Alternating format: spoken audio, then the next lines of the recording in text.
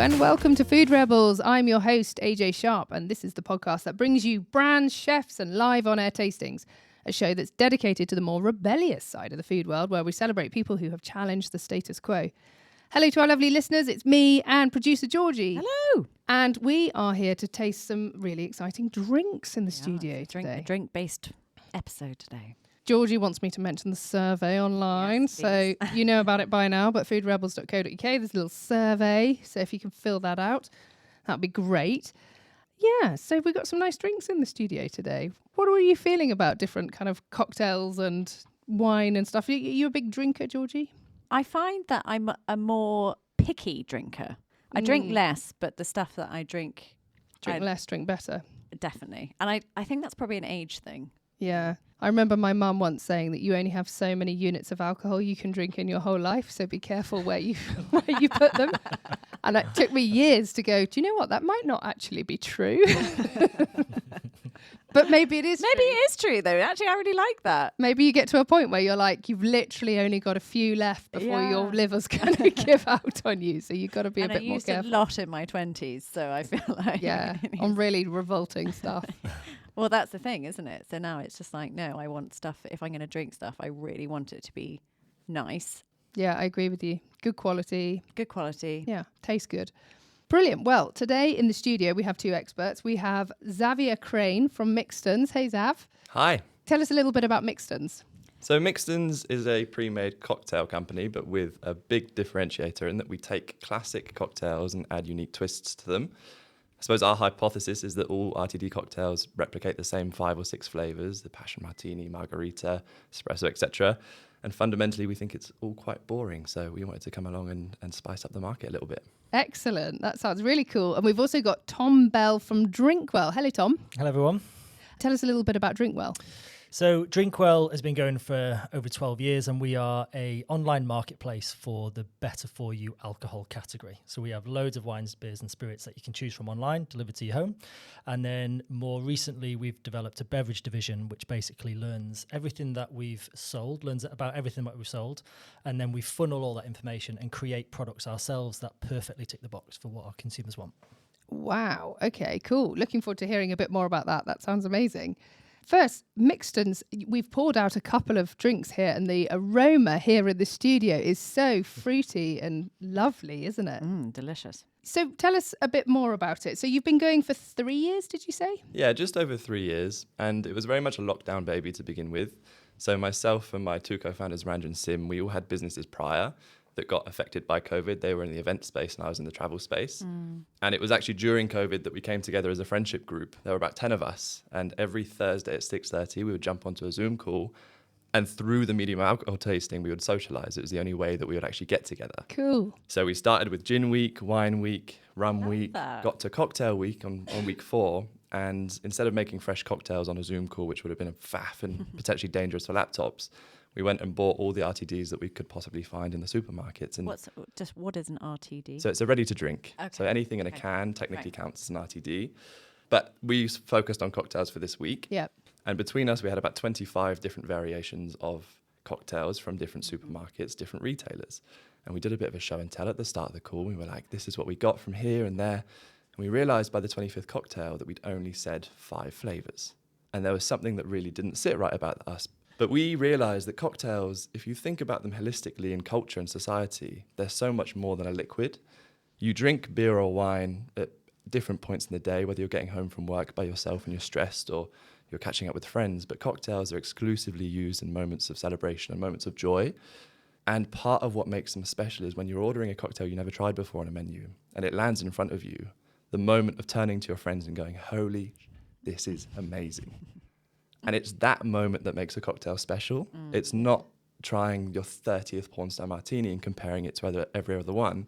It's the moment of actually social enablement that it gives you and social currency.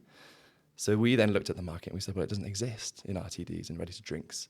So we wanted to offer that essentially to consumers to have that, what we now call the Mixtons moment, anywhere they want, whether it's on a train, in a park, having a picnic.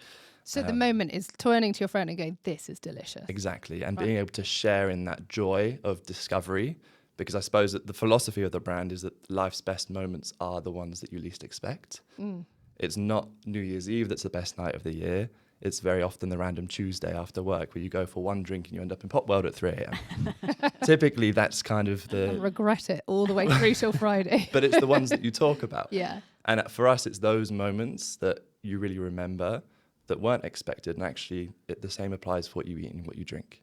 Oh, I love that. That's really cool. And where did the name Mixtons come from? The name was a fairly convoluted story, if you like. So we originally launched under the brand name of Knocktails when we were just an online e-commerce business during COVID.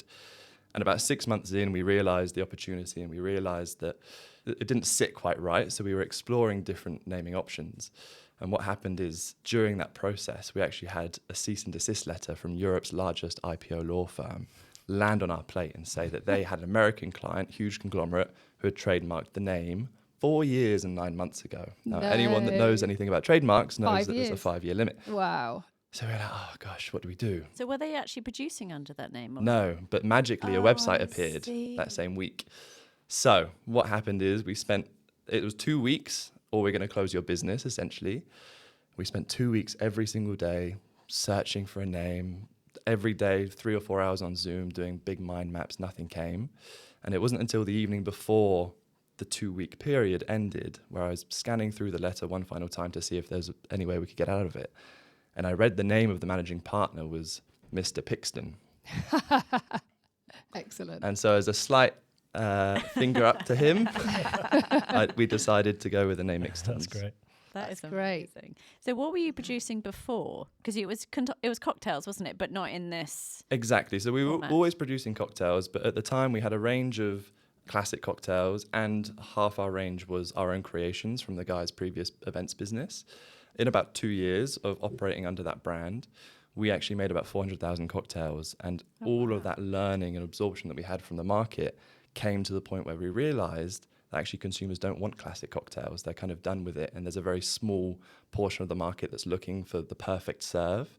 There's a huge category of consumer that's looking for innovation in what, if you think about it, should be the most innovative RTD category of all, Yeah. the cocktail. But if you look at other RTD categories, energy drinks, if you look at coffee, if you look at CBD, Yeah. there's so much flavor innovation happening, but none happening in cocktails. So That's really interesting. that was really It's the funny, the isn't learning it? that we had. Because the word cocktail means a mixture of different things. But you're right, we just put the same mixtures together a lot of the time. Exactly. That's- And from a brand perspective, it allows us to actually create characters like the spicy melons, which is our twist on a margarita with is tequila, lime, watermelon, and chili. That's our drink. It's not somebody else's that we're just copying. It's the Mixtons character, essentially. I love it. So can we taste some of these? Of course, yeah. So where do you suggest we start? So we're going to start with the Dragon Mojo, which is our twist on a mojito. This one? So that it's like a mojito base with kiwi and dragon fruit added to it. So what you should get is like the sweetness of the mojito, but with this kind of fruity overtone that sits over the top of it, and then a really nice punchy rum coming from the 8% of booze that's in there. And I'm really loving the packaging you've got going as well. It's like Oh, a that's nice. turquoisey. Well, they're all different colours, but this one is a turquoise with a pink stripe all the way through it. It looks so nice. It's lovely. Thank you. And we really want to represent the twist in a visual medium, which is why obviously there is a twist on the can, because everything that the brand lives and breathes around is that concept. So this is a Dragon Mojo. Correct. That's what you call it. Have you had dragon fruit? We did have somebody on the show from Soul Fruit who had dragon Dried. fruit crisps. Do you remember those? They were absolutely delicious. And this does taste similar. Have you ever eaten fresh No, dragon fruit? never. Have you? Yeah, I have, like abroad, but not so recently that I'd actually know what it tasted like, if you know what I mean. Well, it's in the same family as kiwi, which is why we've paired them Oh, is together. that right? But it's Okay. essentially, if you imagine like a slightly redder, fruitier It version of looks a kiwi. beautiful. They are so beautiful when you They are see stunning. them. They look, and then I love the white flesh that's inside. I see them in the supermarket, but I never really think to pick one up. But it's got a That's real, really nice. yeah, That's really nice. And different. actually quite sessionable at 8%. Like it's not going to blow your head off. Well, this is the other thing. If you look at the RTD market, you've got two really clear sides. One is this kind of what I call pretentious made in Chelsea Soho House vibe, where now it's all one and done at 13 to 15% ABV, you have one and it's too much. Or you've got the other side, which is what I then call the only way is Essex, cheap and cheerful, like Towers of Pornstar Martini at Turtle Bay sort of vibe, that are all 3 and 4%. And it's not enough booze to really get you going. So we found through research that 8% was the perfect mark for the consumer. It's still quite high, 8%, isn't it? If you're comparing it with a beer or something that you might buy as an RTD, as it were, it's punchier than a beer or a glass of wine. Correct. But that's why it's then 200 ml as Yeah. opposed to 250 or 330 to account for the fact that it's slightly punchier, but it's also not going to blow your head off sort of thing. So if you were drinking this on a train, obviously you'd drink it straight from the can. But if you had it at home, would you add it to ice, or like how would you serve it? Absolutely not. So our whole mission, if you like, is to be anti-pretentious traditional. Okay. And in our opinion, an RTD is not an RTD if you have to pour it into a glass over ice. Decant it. Okay. And fundamentally, we know that there are players that say that you have to do that with your cans, but then why not just make a fresh cocktail? Right. And for us, it doesn't sit right that you're kind of selling the RTD to a consumer and then asking them to have to do something with it. Okay. So for us, if you're having it at home for a party, we'd still love for you to have it out the can because that's how it's built and designed to be consumed. Okay. Interesting. Interesting. I agree. So this next one in a pink and orange can called Guilty Pleasure. Guilty Passion. Oh, Guilty Passion. Even better. So Guilty that's Passion. our twist on what you'd call a passion fruit martini or a pornstar martini.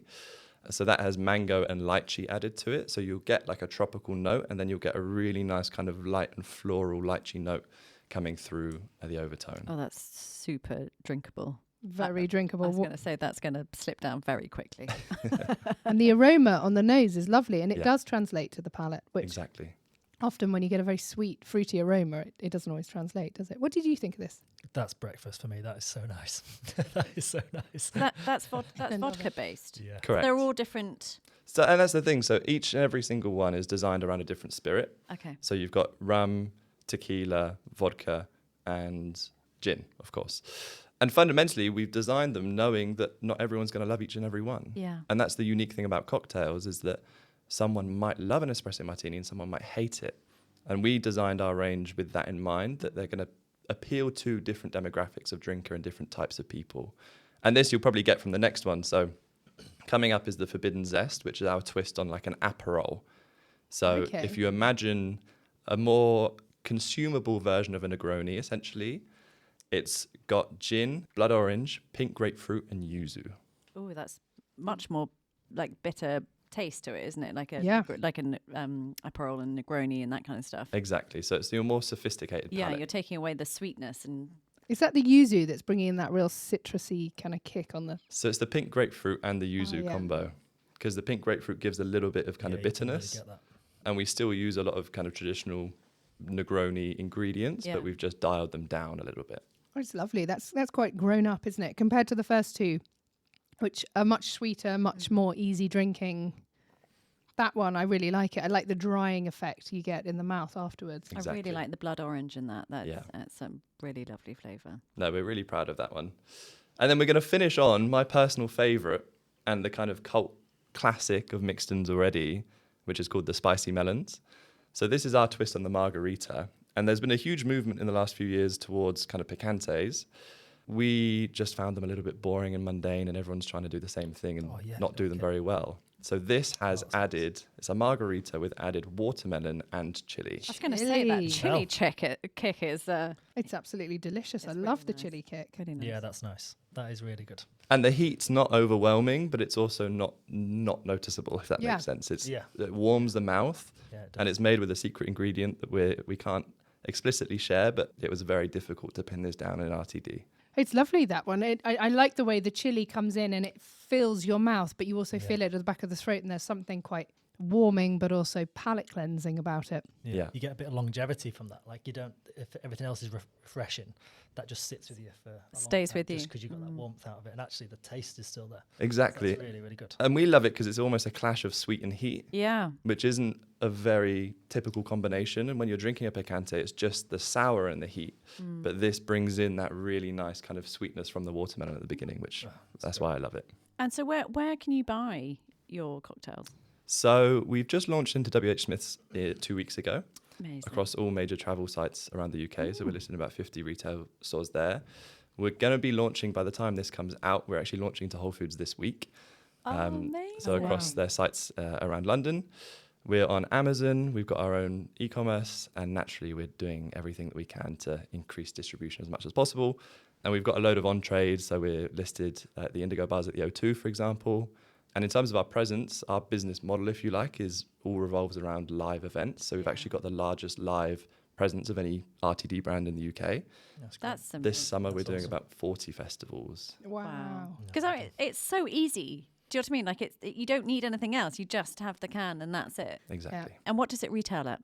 So they retail anywhere from kind of £3.75 to the £4 range is our traditional RRP. But if you're going at WH Smith's, they're $4.99 because naturally it's a premium proposition there. Love it. Really, really interesting. Yeah, agree. Different flavours. Oh, Georgie's just reminded me we've got Food Rebels 20 off your website, haven't we? What's your Indeed. website? So it's mixtons.com. Mixtons.com. And if you put in Food Rebels 20, you will get 20% off on Correct. the website.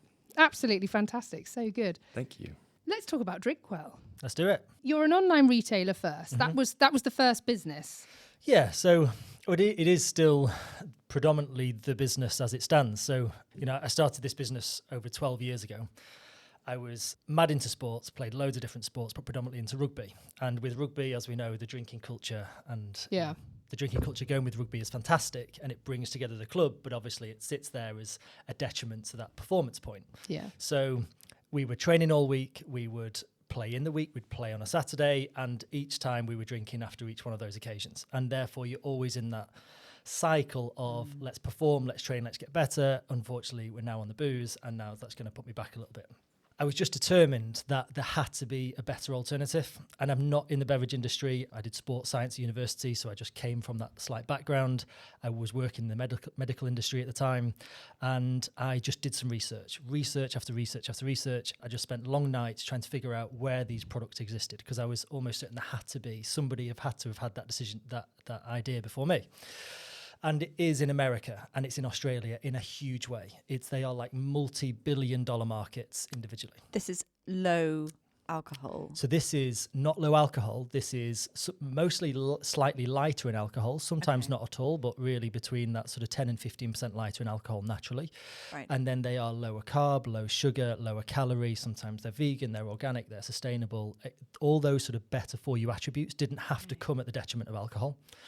And I was certain that they were out there. I found them. They're in America, they're in Australia. They just weren't in the UK and Europe.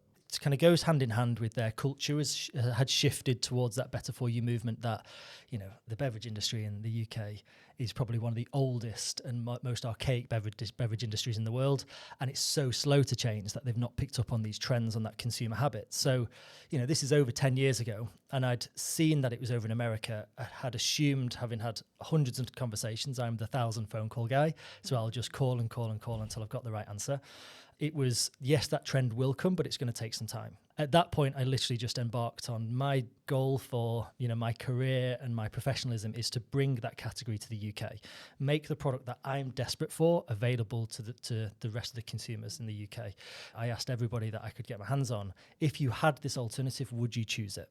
Once I'd figured out how to get some in the UK, long story short, I'm sat in my back bedroom in between jobs, Googling, and I saved up a bit of cash and ordered some products from Canada.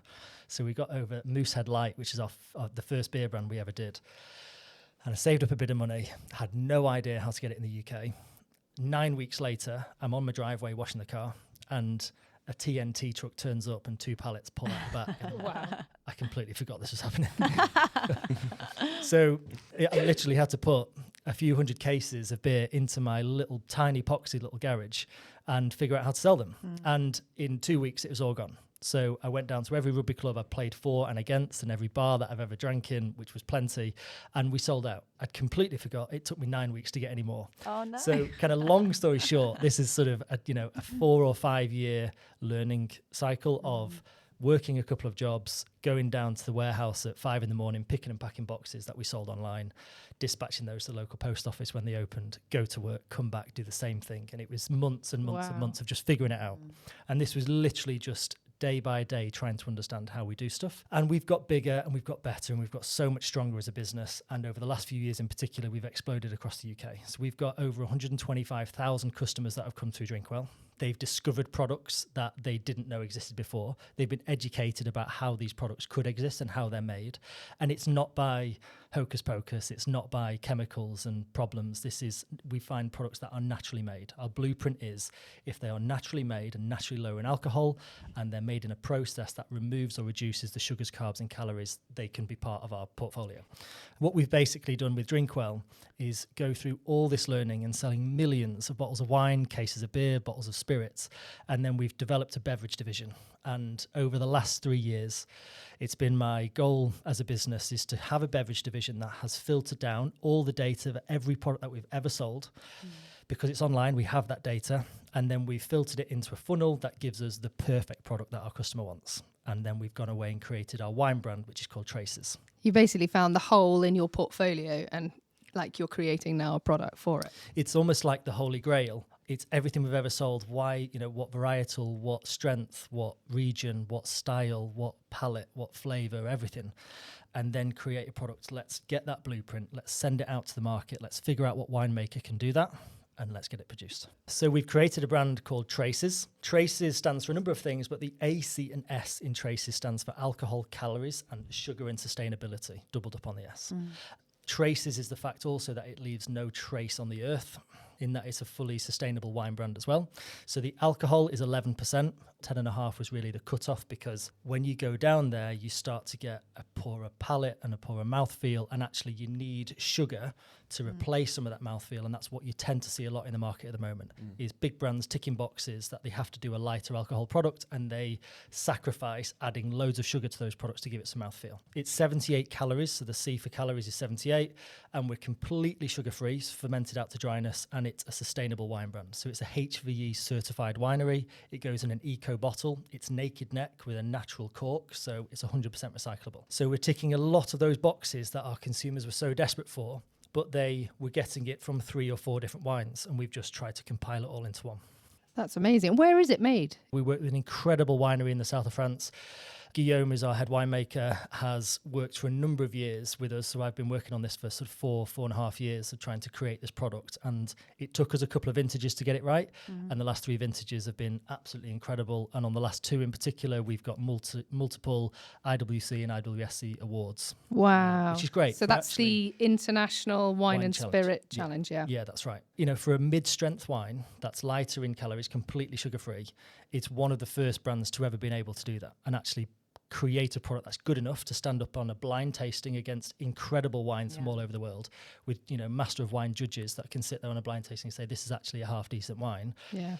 Negating the fact of everything else and why we want it to be what it is with calories and sugars and better for the consumer. Negate that. It's a good wine. So the white, is that a particular type of grape? The white is 100% Sauvignon Blanc. The rosé is 100% Grenache. And the red is 100% Cinsault. So not a common grape that you'd normally I haven't heard of Cinsault. You normally eat Pinot Noir and Shiraz and Merlot, etc. But a Cinsault is a really common grape used in a lot of red wines, especially from France. You just don't hear it a lot because it tends to be blended into other varieties. And that tends to be because consumers, know a bit more about a Merlot, so they'll probably pick up a Merlot. Cinsault is a wonderful product because it's one of the only red grapes that will run that precose, that early ripening process, and it will still give you a really good, fruity, palatable product when you completely ferment it out to dryness. Incredible. I've never heard of this term, fermented out to dryness. So there's different points where you would stop the fermentation. Is that the issue? And then so in winemaking in general, alcohol volumes in wine have just been going up for years, for decades. Now you're on the averages on some regions, they're like 14, 15%. And it's been a problem for the wine industry in total of trying to reduce the total alcohol in those wines. What they're having to do in most places, or almost this tick box attitude that we have in the wine industry, is we need something that's lighter, so let's just mechanically de-alcoholize that wine.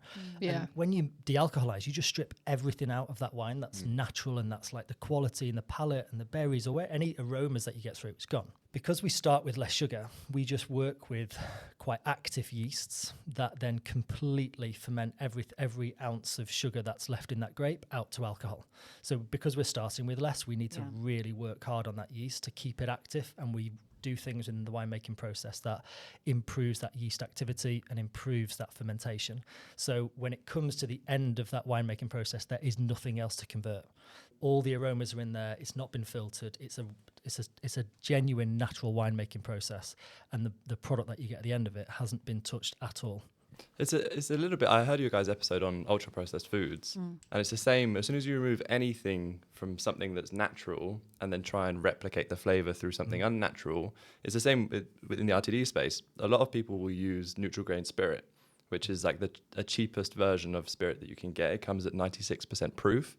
Then you add some water in with it. That's how a lot of the brands that are £1.50, £2 on the shelves can be competitive there. And what they do is then they add rum flavorings. They add gin flavorings. They add vodka flavorings. It's not actually the spirit. And it'll be the same with wine. Exactly if you've got 3 to 5% wines that taste like they're alcoholic, it's definitely not natural. And that's what we see. So there's currently products. So in this, again, kind of a tick box attitude from some of the big wine house, brand houses that are out there, is that they see a trend, they see some data coming on the horizon. They're not brand builders. They'll buy a brand and they'll run it. Otherwise, they just very quickly create something that they quite often fail. And what they've done, a lot of these brand houses has taken a wine that they've already got, taken a brand or a label that they've already got, create a sister version of it, de-alcoholize the wines, tick a box at 7, 8, 9%. Yeah. So they can see that there's a trend for consumers wanting slightly lighter wines or slightly lighter calories. So they don't tick want a to box. change their process. They don't want to change the processes. Yeah. So they do it the cheapest, the easiest, and the quickest way to get a product on shelf, to tick a box. And that's what's happening. But some of those wines that are on those shelves, a couple of the 8% wines that are on some of the supermarket shelves that try to tick this box have 20 to 25 grams of sugar in it per bottle. That is a huge increase of sugar when consumers are perceived to be having a lighter, better for you alternative. They're actually reducing their alcohol intake slightly, but massively increasing their sugar. It's like the same with the yogurt, isn't it? Fat-free yogurt, you take out the fat and then you pump it full of sugar. Yeah. Exactly. And that's not unheard of across the consumer sector. Yeah. But what's interesting, on every single consumer sector that there is, biscuits, crisps, yogurt, ready meals, anything, there are better for you alternatives, and some are genuinely better and some aren't. But in the alcohol industry, there really isn't. There is either full strength, mainstream and craft, or there is no and low. And not anymore. Yeah, exactly. Now. Thank you. Yeah, exactly. Exactly. And you've got a lovely discount code for us as well. Rebel20, which will get you 20% off everything online from drinkwelluk.com. Correct. Yeah. Brilliant. Is that the easiest way to buy Traces? Yeah, so Traces is on there. It's our flagship brand that we created ourselves, but there are over 100 different wines. There are 25 different beers. There are tons of different spirits. You can go on, you can mix and match. You don't have to subscribe. You don't have to do anything. You can buy it once and never buy it again if you really don't want. But we believe that once you've tried it and once you actually taste, the proof is in the pudding for this, we think you will come back time and time again. And data shows that if you find something that fits in with your lifestyle, that still delivers the quality that you expect to have and expect to enjoy, because wine and beer and spirits is about an enjoyment occasion. Definitely. You still get that by ticking the boxes for your lifestyle. That's the bit that proves out. Thank you so much for explaining that, Tom. That was really, It's a pleasure. really cool. And thanks, Zav. I love tasting all of your Mixtons cocktails. They're really good. Of course, I'll leave some for you in the fridge. Thanks so much for Thanks coming for in. having us. Thank you. Well, thank you so much for listening. And please do make sure that you interact with us. Get to the website and fill out Georgie's survey, or send us a DM on Instagram at food_rebels_. Let us know what you think of the show. You've been listening to Food Rebels, which is available on radio stations around the UK. You can also listen on Apple Podcasts, Spotify and Audible. So please remember to subscribe and rate us with 5 stars. Thanks for joining. Make sure you taste the rebellion.